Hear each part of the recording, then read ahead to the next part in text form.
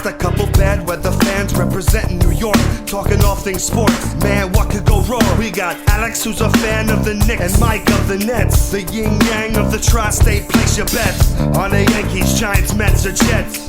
Yeah, you should listen if they're sparking your interest. If you made a vow to your team, don't break it. Bad weather fans is the relation.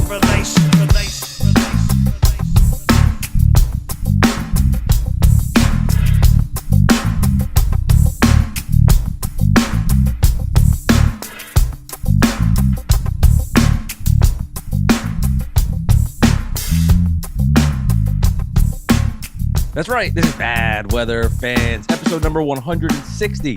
Mike Biseglia, Alex Benezowitz, and the Brooklyn Nets play the New York Knicks in a just utter embarrassment as the Knicks crushed the Nets 142-118. It was an awful, awful game if you're a Net fan. Of course, if you're a Knicks fan, incredible. Nets and Knicks split the season series 2-2, but that's a joke if I said that. But technically they did, so I'll get it out there. But the Knicks just embarrassed the Nets, and here we are. Definitely one of the harder episodes I've ever had to do with you, Alex. But I'm ready for it, and I'm looking forward to it in a sick way because I do want to vent. Well, they're 2-8 in the last 10. 2-8 in the last 10, Mike. Fuck that. Fuck, I hate losing. I'm good. Thanks. Fucking worst. You don't want to talk about Aaron Rodgers or Derek Carr or maybe Daniel Jones or anything. I want to talk about the Nets and the Knicks. That's what I wanted to. I want to talk about it. I want to get into it. I want to digest it, and I want to talk about just how annoying it was for me to sit through an embarrassment, and even worse now, seeing the Knicks thrive. So I know you've got something ready in your hand. Let it go.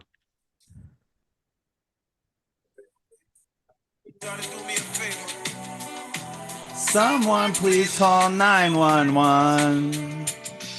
The Nets are done. They're going home. Yeah. Do you get more joy out of the Nets losing or the Knicks winning? Both equally. Fair. Overall, like, what's more important? You think the Nets failures or the Knicks success? Knicks winning. That's a big deal. Yes, I'm just enjoying Nets fans overall, not you specifically, eating crow. All of them. Just of all of the shit that was talked forever about the Knicks, about the Nets, about the Knicks, about this and that, new management and the New York takeover, and the Nets signed these stars and the Knicks didn't get anyone. And I'm not a big fan of Julius Randle, but 3 years later, he's two-time All-Star, and Kevin Durant is on the Suns and Kyrie Irving's on the Mavericks. So, and DeAndre Jordan is even on a team. I don't even know. So, you know what? Enjoy your clean sweep. But now we are going to continue this roll that we're on. It's 7-game winning streak for the Knicks. Josh Hart and Mitchell Robinson, Mitchell Robinson coming back and Josh Hart being acquired has really set this team and on fire. Like, they are on fire, and it's incredible to see. I'm really happy to see it. I don't care about being right or wrong. I just want fucking Knicks wins, and I am pumped up, man. And that is all I have to say. And that's the end of the podcast, man. That's it. Yeah, that's fine with me. This has been episode 160. I understand. I understand your excitement, and I understand going up against Net fans and feeling that joy. And I see it everywhere. And I don't blame them. I mean, I understand if Knicks fans want to gloat and go back at them. I just don't want to hear Knicks fans saying they're irrelevant and don't care, because they care. I mean, this was clearly a big deal for Knicks fans. And I'm not gonna troll and say this was your championship. No, this was a regular season game that you won against the Nets team that stinks. Okay, that's what this was. Now they stink. Now they stink. I thought they were a good little team, and they would be average, and they were fun. Just like you can admit when you're wrong. Like, you thought RJ Barrett was going to be a star. He's a nice role player with 2 other stars. Role player's a little low. Like, you thought Julius Randle should be dealt. Like, I thought he should be dealt. I still think he should be. Yeah. At this point, completely disagree with that. My point is, I didn't think they'd be this bad. I didn't. I mean, I didn't think they'd be this bad, and they suck right now. Right now, they are an utter embarrassment. Fair. And they suck. Now, this is not the Knicks championship. This is a Knicks big win in the regular season for them as they progress on their goals of where they want to go. So I don't blame Knicks fans if they want to gloat and have fun with it. Just like I wouldn't blame Net fans if they want to do the same. Just like I did the same when the Nets were thrashing the Knicks on a 9-game winning streak. My advice to Net fans would be like, you just have to let it roll. You have to let it go. And eventually karma will strike back on the Knicks, because it always does. And it will always seem to find them. Now, I might be able to eat my words there and the Knicks go on and do something special. You can clip it and you can say it, but there's a karma to the base. and there's a karma to them that always seems to come back. And you just have to eat it now. You just have to eat it. I'd be lying though if I didn't say the Knicks I think are a threat. I definitely do. I definitely think the Knicks can do damage. Can they do damage? They whatever that means. I do think that the Knicks can. I think the Knicks can win around. I think they can beat the Cavs, and I will say, I wouldn't. To me, they're not as good as the Celtics and the Bucks, and the fact that I have to even have these conversations, just speaks to the volumes of how well the Knicks have played, and it just speaks to the volumes of Knicks fans and where they want to engage in things. But what am I going to do? What do you want me to?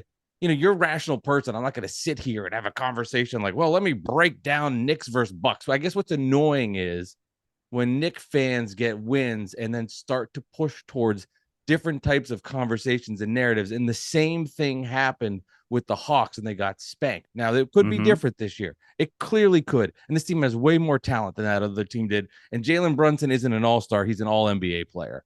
So that's a big difference for them. So I understand that. But at the same time, I just got to sit back, bite my lip, and be done with it. I hate the Knicks. I dislike their fans. They get on my nerves. But right now, this is a moment for them that there's nothing negative I can say besides it's just you got to bite your lip and deal with the bullshit that comes from them. That's it. You got to tip your cap, and that's all you can do. A lot of the 9 wins in a row every game. You're just besides with that one with the Kyrie hit the ball out of Randall's hands, and they said it wasn't dislodged. That was bullshit. 2-minute bullshit. Rule, 2-minute review. 2-minute review. That was disagreed bullshit. With you. Well, unfortunately, the league didn't see it. Yeah, whatever. Yeah, sure. But that's a different conversation. But besides that one, it was just kind of like, all right, well, we lost. We lost. And that's it. And you just got to eat it sometimes. Sometimes you might want to get mad at the refs. Sometimes you want to get mad at other things and other players. But a game like tonight, as a Nets fan, you just got to own it. The Knicks just kicked your ass, and that's just all that happened. And that doesn't mean Knicks fans are like, this is our championship. It doesn't mean that Knicks fans now think, there's some delusional ones that think that we're now going to the Eastern Conference Finals or the NBA Finals. No, right now, most rational Knicks fans are like, okay, we've won 7 in a row. Holy shit. Is this going to continue? I'm really excited. And that's all it is right now. And that's all I feel right now. Let's live in the moment. And when the trade deadline hit, I tweeted this out at Knicks Central. I said, I'm done complaining about Donovan Mitchell. I'm done complaining about Tibbs getting fired. I'm done about Julius Randle complaining about trading Julius Randle because it's not happening right now. From now to the end of the season, nothing is going to happen. And let's just enjoy this ride and let's just have a good time. And we'll save the personnel talk for the offseason. And that's where we are right now. And I'm just trying to live in the moment and be excited. You know what I'm saying? And that's it. Yeah, of course I do. I'm just, unfortunately for the Nets, it's 2 trains passing in the night at the worst possible time. The Nets are doing terrible, while the Knicks are excelling and doing great. And the Nets had an 18-2 stretch of this season where they looked unstoppable, right? And now you're seeing the Knicks look incredible while the Nets are failing, and it's all happening simultaneously. And that's the insanely difficult part to see as a Net fan. I will be rooting hard for the Knicks failures. I do think, and you talk about like delusional fans and people maybe having conversations with people saying like, the Knicks should be the 3 seed. I'm like, okay, well, look at the math, look at the standings. Like, if they're going to pass the Sixers, it's going to take a lot of work to do. To me, I think it's going to be a Knicks Cavs first round of the playoffs, and I wouldn't be shocked if either of the teams won. And don't say this is the team. It's always like this team's going to win. There's no way Cleveland can get past it. The Knicks are good enough to beat the Cavs. 100% the case. And in my opinion, I think it's pretty easy to see that they're going to be the 5-4 game, 4-5 maybe 2, and that's the series, man. And it just feels inevitable. Feels inevitable. 18, 20 games left, whatever it is. I don't see the Knicks dropping to 6, and I don't see them catching the Sixers. Yeah, I hear you. I'm not ready for that conversation yet, but I don't think the Knicks are now guaranteed to win a round of the playoffs. I don't think the Knicks are now guaranteed to go far in the playoffs. I think right now the Knicks are guaranteed to go on a run the rest of the season, kind of like 2 years ago in the COVID year, because that's what they did. Let's be honest. The season was short. I mean, how many games was it? 70 games? I don't even remember. 70, whatever it was. They were 9 games over 500, 10 games over 500. And they went on this crazy run at the end of the season, and there should have been more games left that you never know what they could have finished at. And they got the 4 seed, and a lot of Knicks fans thought they would sweep the Hawks, and they humbled real quick, and myself included. And you know what? That was a lesson learned for hopefully for Julius Randle and hopefully for Tibbs. But at the same time, we'll see. We'll see what happens, because we're going to get there now, and they're likely going to miss the play-in tournament. There was a time a couple weeks ago, maybe 3 weeks ago, where it wasn't guaranteed the Knicks were going to get into the play-in tournament. They were only 3 games out of from being out of the play-in tournament altogether. And now look where we are at the 5th seed. It's insane. And obviously, when you're on a winning streak, the old Parcells quote is like, you're never as good as your high and as bad as your lows. You're somewhere in between. You know what I mean? Something like that. Whatever he says, it's true. But right now, as a Knicks fan, I'm just living in the moment. Knicks kicked the Nets' ass. They have won 7 in a row. We're rolling, and let's go. That's all I gotta say. Again, that's the end of the episode. Yeah, again, just sucks. The whole thing. That's sucks. why you're on vacation. Exactly. Yeah. So people, if you're watching this on YouTube, I'm actually in the Bahamas doing this podcast. So enjoy. Come check YouTube. Check it out. You can see what my vacation house looks like. Bad Weather fans, thank you for the expenses to pay for that. The per diem that Alex gave me. DraftKings, yes. Yeah. So I'm enjoying all of those moments. Yeah, I hate seeing it. I really do. And I would be lying if I hate seeing Knicks fans happy. It really gets on my nerves. And I was like my dad, and he was saying like he wants to get like a therapist on to talk about it with me and like dissect it. I would be up for that. Idea, I just don't like I said before, the Knicks fans like the worst of a Met fan and the worst of a Yankee fan had a baby. And right now it's the Yankee fan version of them coming out. So for Met fans listening to this, you know how disappointing and disgusting the Yankee fan is. And it's the Yankee version of the Knicks fan coming out. And that is what it is, man. So, and then of course, Kevin Durant plays tonight. Oh, that's even better. Icing on the cake tonight, man. That's... Of course, and they won. I think he had like 23 points. I didn't see the game, so I can't tell you how he looked. I was watching the Knicks game. I'll read the box score. It's just weird to see him in a Suns uniform. It was weird seeing him in a Nets uniform, but the Suns is just a team like you never thought he'd be on. Yeah, you just over time you get used to it. Right. I mean, now it's like the first time we saw LeBron in the Heat jersey in that whatever stupid shit they did on stage with Bosch, and then like not one, not two. Yeah. The box tonight for KD, Suns won 105-91, 23, 6 and 2, 6 rebounds, 2 assists. He played 26 minutes, which I'm sure he was on a pitch count. I didn't watch the game, but I'm getting the idea that the Suns, they won by 14. I'm sure it was Devin Booker had 37. I'm sure they were fine. And, there you have it. Kevin Durant plays, and just so disappointing. The whole thing is so disappointing. I was thinking about it like, here's a team with 3 of the best players in the history of the sport, and they did nothing. I mean, they are such a failure. The Nets are such a failure. And it's epic. So hard to say it and see it, and so many reasons to go around. Management, players, but that's what happens when you can't get your shit together. You have an epic failure. And now looking back at it, it's getting the worse and worse the Nets get, the more and more painful it is and obvious of what a missed opportunity that I'll say for the fan base to see something that they had never seen before and would have been so exciting to now see that it's over and their Nets are really rebuilding. Like Cam Johnson and Mikal Bridges played well. They're promising. They look good. But this team right now, defensively, for all the good defensive players they have, they don't play defense. Jacques Vaughn, for all the magic he had in that first session with the Nets, with the KD Kyrie versions, now just awful. The whole thing's awful. It's putrid. Some Net fans are already turning on Jacques Vaughn. I've seen on Twitter. I don't know if that's like just passion or just That's a couple of the weird part about Jacques is he was so open with his rotations. KD playing, even tough on Kyrie, but everybody else was like, "Who's going to go in? You don't know." He's so dead stuck on these rotations now, and they haven't worked. And you're like, "Fucking change them. Try something different. Why all of a sudden are you stuck on these rotations?" The whole thing is bizarre. Yeah, it's strange. It's very strange. Cam Thomas is dominating early, and then he can't see the floor. I don't understand that. I mean, I guess he doesn't play defense, but still, you need the scoring. The mix of it all. He's a ball dominant guy, and if he doesn't have that, he's not the same guy. But what are you going to do? Then just have Dinwiddie, Bridges, and Cam Johnson not play? Like just watch him? The whole thing doesn't fit. Yeah. I'm not crying for you, Mike. Can't say I'm crying for you. And it's just that, and I'm I'm a little all over the place. I do want to talk about the Nets explosion, and I know you want to talk about Durant comment. I do though want to say, like, I think Jalen Brunson is a star. He's tremendous, and he's a guy that's going to be like an All NBA third team. He's going to be on there. I mean, he's And definitely not going to be be an on there. all-star. And not be an Right, all-star, which I said before, like, who cares? I told Nick fans, don't care. This is what you should care about. The guy's fucking playing amazing at 30 points in the first half. In and March. then, and then Tom Thibodeau is going to play him like with 2 minutes left up 106 because I think he wanted him to get 40 was my only thought.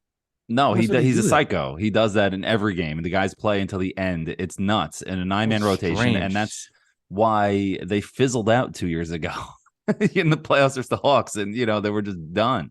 And I'm scared that that's going to happen again. But again, I'm just living in the moment.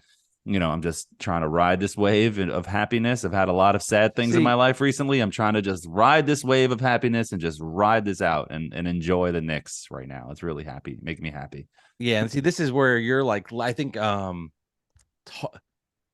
the Knicks had their big run, remember it's your cover photo on Twitter. You were like cocky and annoying, so it was doing like, this, fuck, I could get on you. Now you're just like, I'm enjoying the moment. You sound like you're on the coaching staff.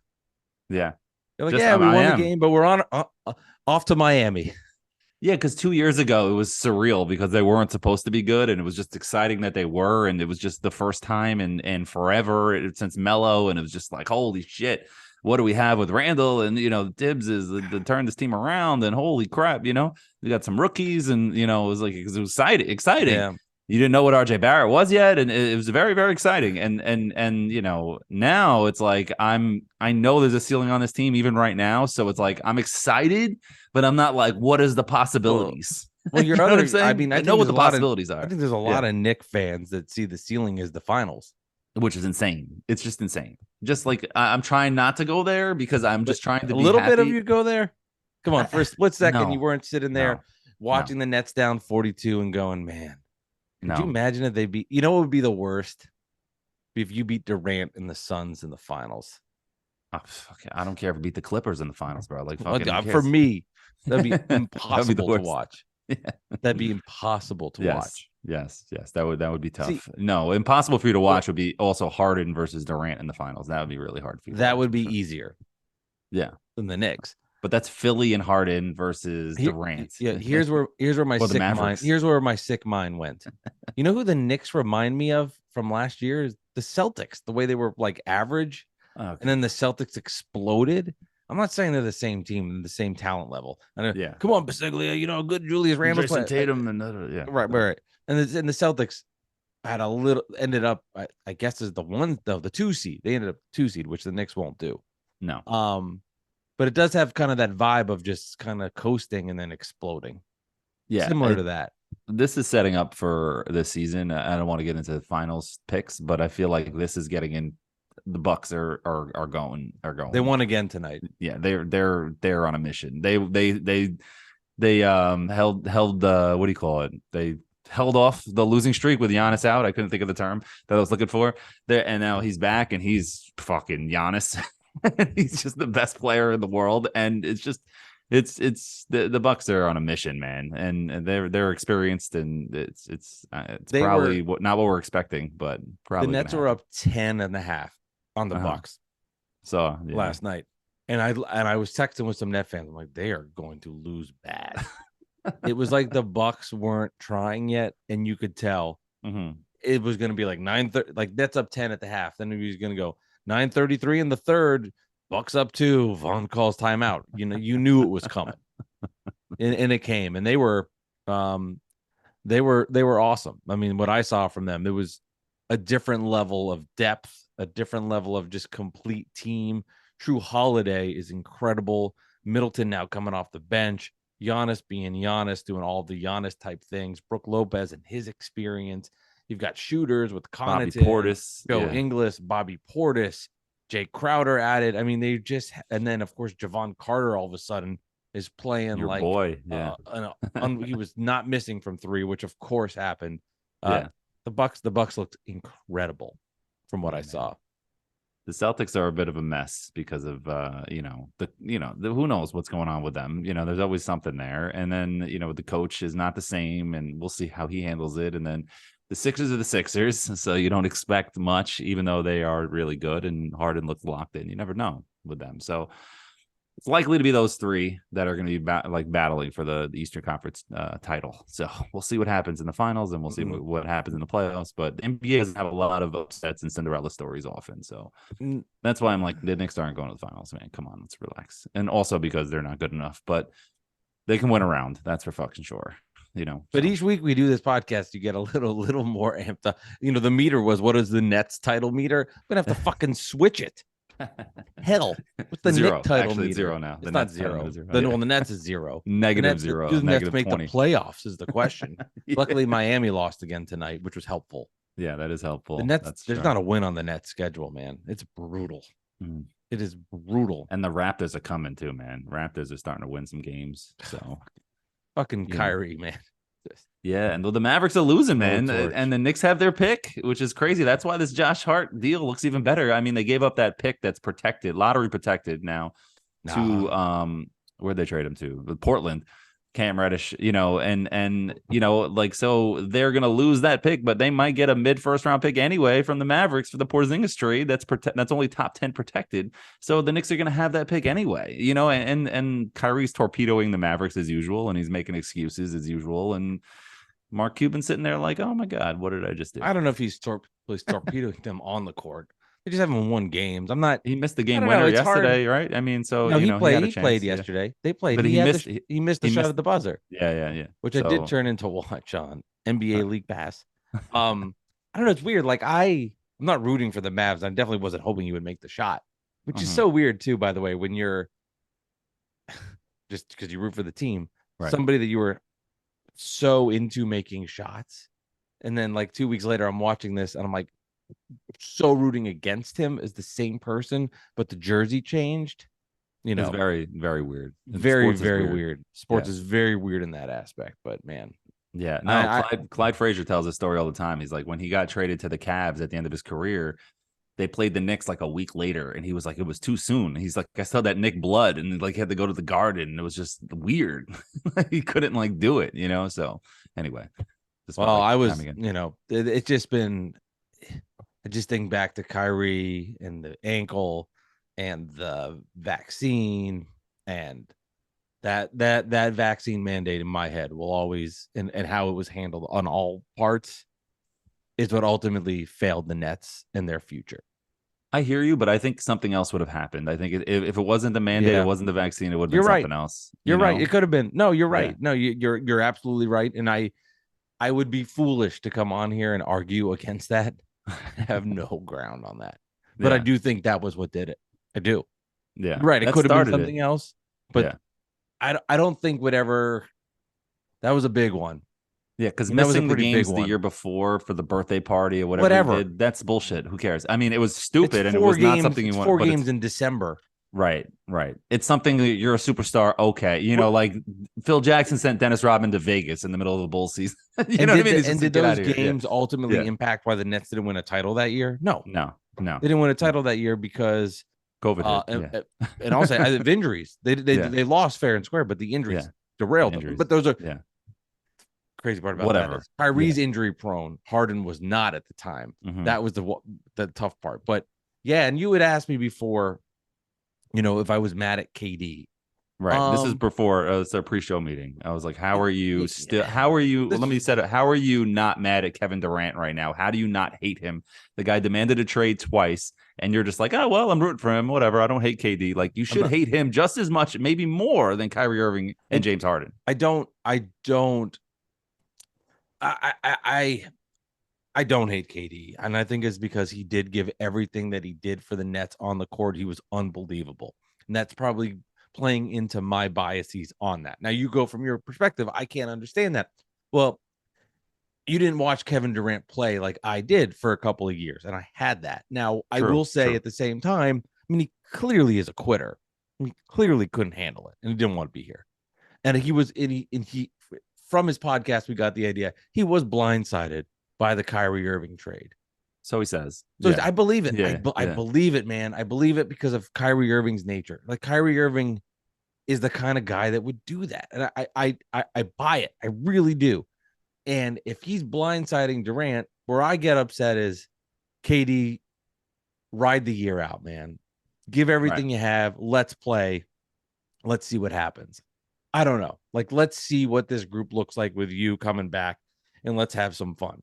He's too old for that, though. He's too old for that. Yeah, he quit on it, and he took the easy route per se. And what's crazy too, if you think about it, and shout out to Corey, who's a good Net fan who texted me this. He's like, if you look at Kevin Durant's last 2 plays before he gets traded are both injuries. Warriors, he's hurt. He's dealt to the Nets, technically. Nets, he gets hurt versus the Heat. He's traded. His last 2 images of a Warrior and a Nets are walking off injured. And the Thunder was walking off after blowing a 3-1 lead. So basically not an injury. Mentally injured. But just weird to see 2 injuries and gone, man. Yeah, that's crazy. Gone. What I don't understand is if that's true that Kevin Durant was blindsided, how is he still friends with Kyrie Irving? How is that even possible? Like, how is that possible? You screwed me altogether for the years that you were here in Brooklyn. You made me come here. I didn't want to come here. You made me come here. And now you screwed me and left me out there out there to dry.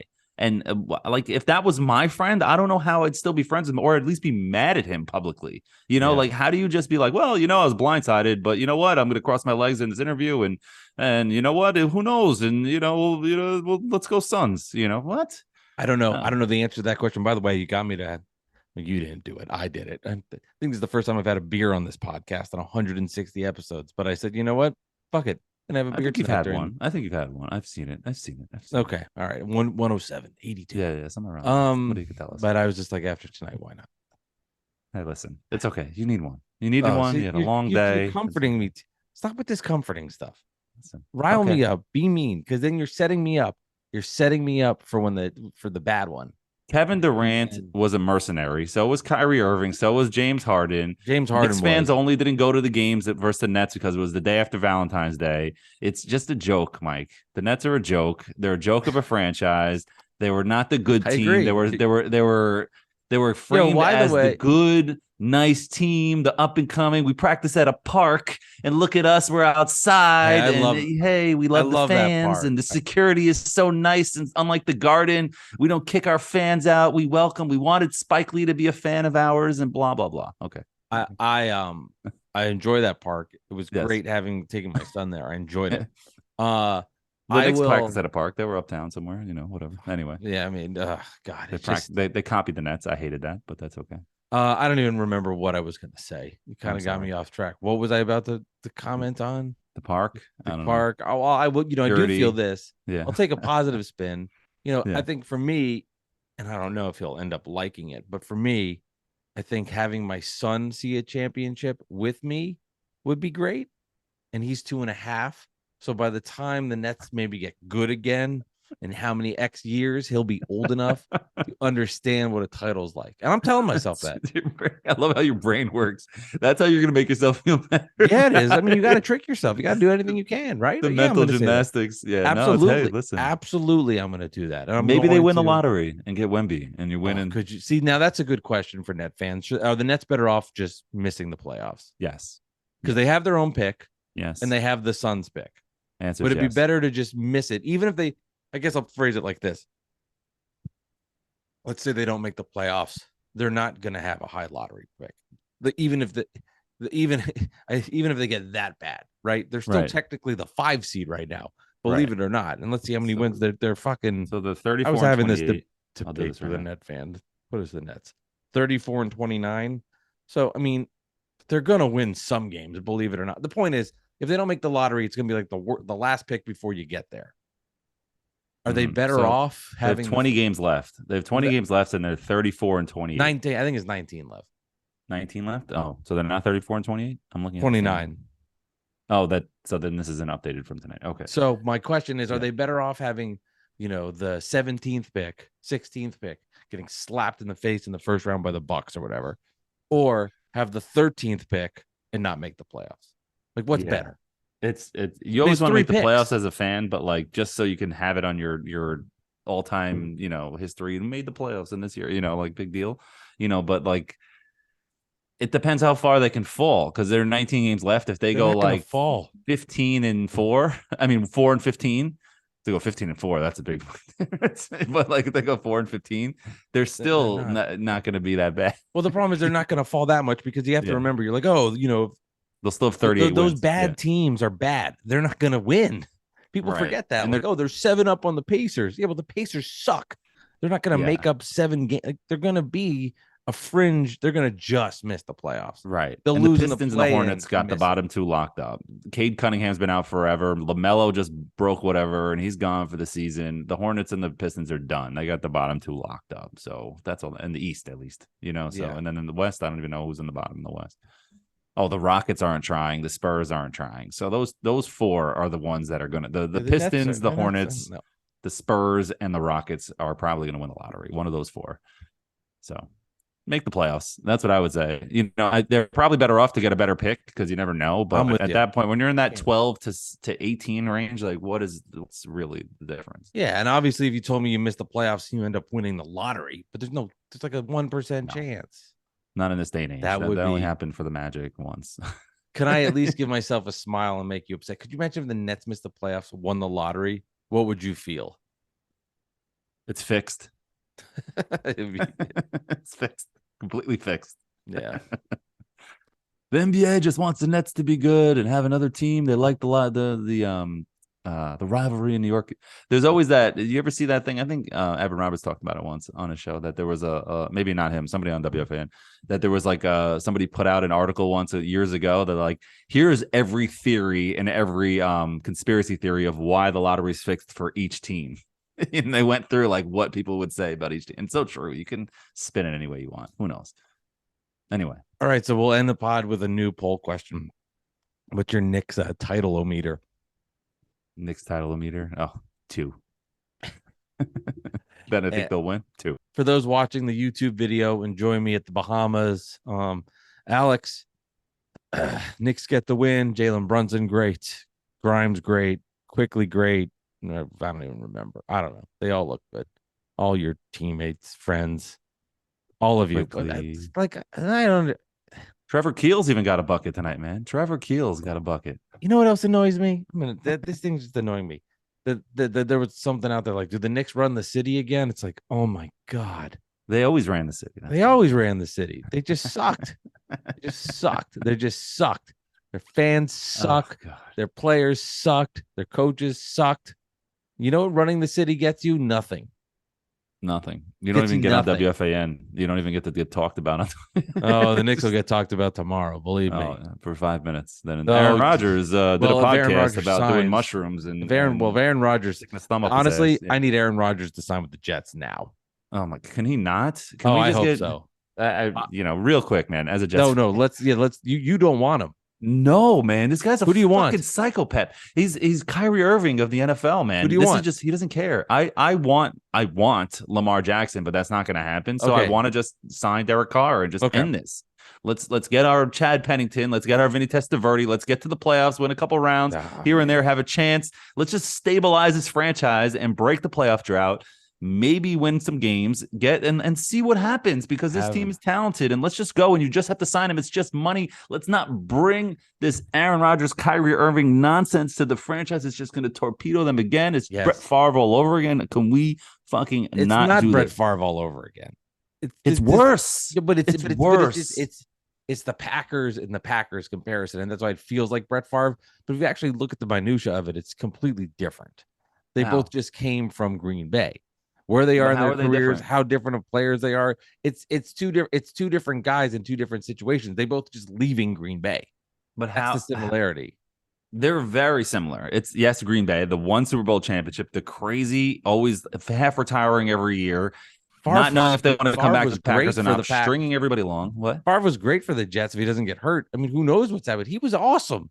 Yeah, and Aaron Rodgers is not showing his penis to anybody. I don't think. Well, we don't know. I mean, he's just doing, psychedelics in a fucking dark room and then coming out and then going to yell at his receivers like Joe Klecko said on Zach Gelb's show. You know what I mean? It's the same shit. I believe that. What gives you a better can you win a Super Bowl with Aaron Rodgers if it works out right?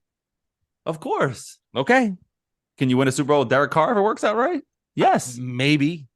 Joe Flacco won a Super Bowl. I think the Come on. ceiling. Yes, you can. Yeah, but if Aaron Rodgers did it, clicks, man. You got to take Aaron a Rodgers chance. has won one Super Bowl. Yeah, but he's also been to like 107 conference championships. Okay. I would take my chances with him. I would do it. This is coming So from Aaron Rodgers I would do is going to be whatever. I can't. See, now at least I'm getting you going. I got to bring the negative back into this podcast. It's Kyrie Irving, dude. I agree. I would do it again. Irving. I would do it again with Kyrie and Durant. If you knew how crazy Kyrie was coming into it, because this is what that is. I would still. I completely agree, and I think Aaron Rodgers gets a pass for his nonsense all the time, and he should. All the time. I completely agree with that.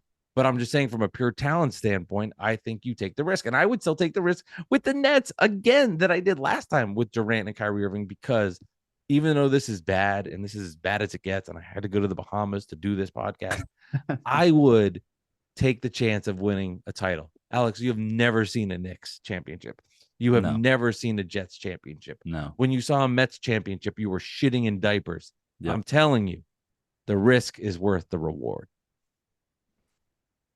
But it's not going to happen. If he comes here, it's going to be a fucking disaster, dude. They're going to have to trade You don't know so much. I know. Just like I knew Durant wasn't going to work out with the Nets. I know this is not going to work. Because you thought it wasn't going to work out with the Nets doesn't lock you in that it won't work there. Dude. Like I knew that the chicken parm, I won't do it. I knew like it doesn't guarantee that. He's already was calling out it like Joe Flacco nailed it, dude. He was already calling out receivers last year for the Packers. He's going to come to the Jets as a fucking mercenary, coming in like a bomb hit the locker room when they're finally coming together. They're going to leave Zach Wilson on the team if they get Aaron Rodgers, which is a problem as well. They're going to get rid of Mike White. That's a problem too in itself.